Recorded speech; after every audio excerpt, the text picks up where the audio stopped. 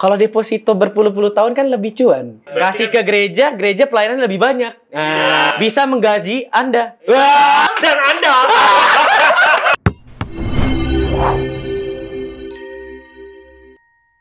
Selamat datang di Koko Kepo. Tidak sedikit anak muda zaman sekarang yang ingin mencapai kekayaan yang sangat luar biasa. Salah satunya kami bertiga. Oh, itu salah tiga ya. Iya dong.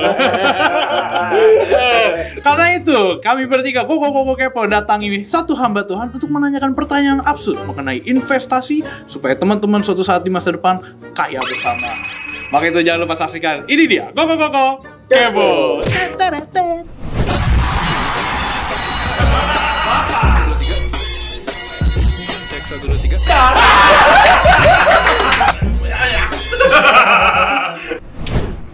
Shalom. Shalom. Dingin nggak? Di puncak ya. Kan kita lagi ngebahas mengenai investasi. Nah, Passive income bagus nggak? Passive income. bagus. Passive income itu kan kita kayak punya sesuatu yang tetap menghasilkan uang meskipun kita nggak terlalu banyak urus lagi gitu kan. Seperti apa?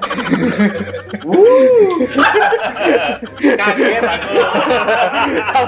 Kalau punya anak udah gede udah kerja kan nggak perlu diurusin lagi kan. Tapi Ya. kan bisa ini boleh nggak sih kalau misalnya punya anak terus dia jadi passive income? Nah, kalau gue lihatnya gini ya, semua itu harus kembali ke apa prinsip Alkitab ya. Nah, prinsip Alkitab nggak pernah memaksudkan untuk bahwa anak itu adalah passive income atau investasi bagi orang tua. Nah, menurut gue kita diperintahkan sebagai orang tua untuk mendidik anak sebaik-baiknya. Dan kalau kita jadikan anak kita passive income, menurut gue orang tuanya itu mungkin udah mata duitan ya. Akhirnya menjadikan anak itu adalah komoditi untuk mencukupi apa yang menjadi kebutuhan keluarga. Nah, kalau sang anak itu sendiri mau memberi untuk orang tuanya lebih, monggo. Tetapi kalau sebagai orang tua itu memeras anak, menurut gue kok nggak proper ya. Dan itu yang bukan dimaksud di dalam Alkitab gitu. Tapi kalau misalkan ngedidik anak kan kayak pas kecil kan dididik gitu kan, kayak misalkan kayak ini papa aja ke kakek nenek gitu, ke oma opa aja papa mama kasih gitu. Jadi kayak ditanam-tanam kan. Itu Ya, gimana? menurut gue gini loh, semua perilaku ya berujung kepada 3 hal. Motif, cara, tujuan. Caranya sesuai nggak dengan kebenaran Alkitab? Oh ya kan gue didik anak supaya anak menghormati orang tua. Oke, motif lu bener nggak di hadapan Tuhan? Nggak usah di depan anak. Kalau Tuhan minta pertanggungjawab kita bisa jawab nggak? Oh nggak, motif gue bener kok Tuhan. Lu jawab di hadapan Tuhan secara head to head. Terus apakah tujuanmu bener atau nggak? Jadi 3 itulah yang sebenarnya menjadi tolak ukur. Sehingga gini, gue nggak bisa untuk bilang bahwa oh ya ini benar, oh ini salah. Nggak, Tuhan lihat ke hati manusia. Makanya ketika kita mendidik anak, kamu harus belajar juga menghormati orang tua. Salah satu menghormati orang tua adalah dengan memberi. Memberinya kalau bisa 90%, kamu aja yang 10, misalnya gitu. Nah, kita lihat motifnya apa. Kita tanya sama diri kita sendiri sebagai seorang papa, seorang mama. Oke, berarti baiknya enggak ya kalau misalnya orang Baiknya tua. enggak lah, gitu.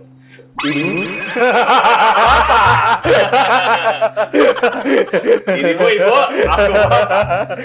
Enggak, nyokap gua nggak nonton Hello Dad.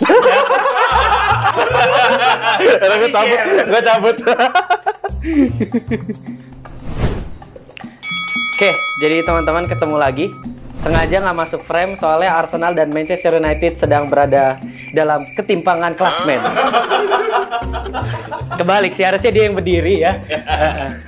Halo. Lama nggak ketemu. Coach Justin. Kok rambutmu lama-lama kayak daun? Oh iya. Kalau lagi ngomong klasmen ngomong apa aja bener. Kasihan teman saya tadi merasakan pressure ya. Gitu. Colbert mau nanya. Ya. Oke. Colbert tahu persembahan perpuluhan nggak? Tahu. Oh tahu. Ya pendeta masa nggak tahu sih. Ya. Kalau misalnya ya aku mengamini persembahan persepuluhan itu dengan arti yang harafiah. Kayak gimana tuh? Jadi aku akan memberikan persembahan ke gereja dalam bentuknya perpuluhan, tapi bukan 10% dari gajiku. Tapi aku taruh dulu selama berpuluh-puluh tahun di deposito, baru nanti suatu saat aku kasih ke gereja. Nah, itu gimana kok? Oke. Tetap gue akan bilang, Gue akan bilang, Nah, gimana? kalau ukurnya motif, tujuan, dan cara. Oke. Gue nggak tanya cara deh. Motif. Motif dan tujuannya kenapa harus seperti itu. Itu yang harus dijawab. Oh, kalau deposito berpuluh-puluh tahun kan lebih cuan. Nah, Oke, kasih ke gereja, gereja pelayanan lebih banyak. Nah, bisa menggaji Anda. Dan Anda. Dan kamera ini. Jangan lupa. Jangan lupa. Iya, sadar kalian tuh. Nah, gini, kalau berangkat dari jawaban lu, berarti lu punya pemikiran kalau mau itu persembahan itu harus besar. Itu sendiri dari sisi Alkitab, itu sudah adalah pandangan yang keliru. Tuhan nggak lihat nominalnya seberapa besar. Tapi yang Tuhan lihat, once again, hati lu, motif lu. Nah, pertanyaannya kenapa lu harus simpen berbulan-bulan dan bahkan bertahun-tahun? Apakah di dalamnya ada satu unsur ketidakrelaan? Nah, kalau kita refer balik ke Alkitab, apa sih prinsip persembahan? Prinsip persembahan itu harus memberikan dengan sukarela, sukacita, bukan suka-suka. Gitu. Gue selalu bilang, sukarela, sukacita, bukan suka-suka. Nah, tetapi seringkali gue tambahkan satu prinsip, yaitu kepantasan. Apa sih maksudnya kepantasan gini? Ada jemaat tanya, Pak, saya persembahan 2.000 boleh nggak buat Tuhan? Ya boleh aja, kenapa enggak? Tuhan juga bukan berarti kalau uang 2.000 tiba-tiba dia melayang ada sayapnya, enggak juga kan? Semua nyemplung.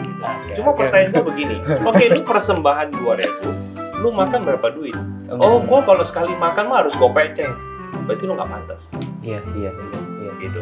Oh, gua persembahan 2.000 karena gua makan pun gua mungkin cuma goceng. Berarti lu memberi dari segala kekurangan lu. Nah, makanya gue selalu bilang segala tindakan kita ukur dari cara, motif, dan juga tujuan. Oke. Kalau misalkan nanti Arsenal menang, Koko bakal kasih persembahan ke gereja nggak? Enggak. Oke.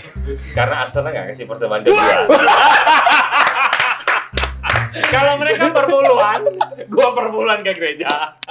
Ya udah. Kita lihat di akhir musim. Dadah, Kok.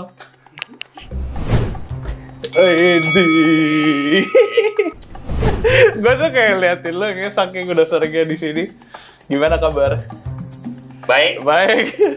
Gue kayaknya wajah expired ya. Oh iya, emang udah saatnya ya. Ada rencana nggak untuk move on ke depan gitu? Ada, ke London. Oh puji Tuhan, haleluya. Teman-teman yang menonton, kita doakan ke Albert ya. Kita ketemu di Arsenal. Sekarang kan dunia teknologi, dunia digital. Orang-orang sudah membicarakan soal investasi di mana-mana, apalagi awal-awal pandemi kemarin ya. Betul. Udah ada investasi saham, investasi ini, A, B, C, D, E. Bahkan sampai ada investasi bodong pun ada. Itu juga muncul ya teman-teman, hati-hati investasi bodong. Betulnya di sini ada pertanyaan soal investasi nih kok. Lu pernah investasi dulu nggak sih sebelumnya? Pernah dong. Investasi apa tuh? Investasi pernah coba main di forex, pernah kripto, pernah saham, iya tentunya pernah P2P. Oh iya, puji Tuhan. Yang penting jangan. Lumayan lah, ya pengalaman. Iya betul lumayan. Yang penting jangan investasi di persembahan gereja ya. Aduh, setuju ya, Persembahan. Jangan transaksi. Betul, persembahan itu hanya untuk kemuliaan nama Tuhan. Iya. Dicatat teman-teman semua. Oke, ini pertanyaannya. Tadi kan investasi saham atau forex. Nah, investasi saham itu apapun gitu bentuknya kurang lebih itu sebenarnya buat orang Kristen itu sebenarnya boleh nggak sih? Itu pertama tuh. Nah, yang kedua itu bukannya sebenarnya kayak judi ya, belah.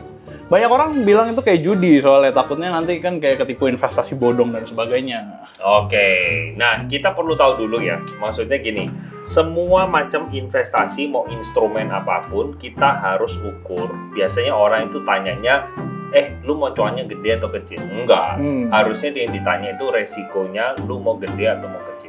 Karena yang namanya investasi itu searah. Baik itu dari segi cuannya kalau mau gede pasti resiko gede. Cuan yang tengah ya resikonya tengah, cuan kecil ya resiko kecil. Jadi gue selalu kadang kalau memberikan edukasi kepada orang anak-anak muda yang bertanya ya mulai dulu dari sisi resiko.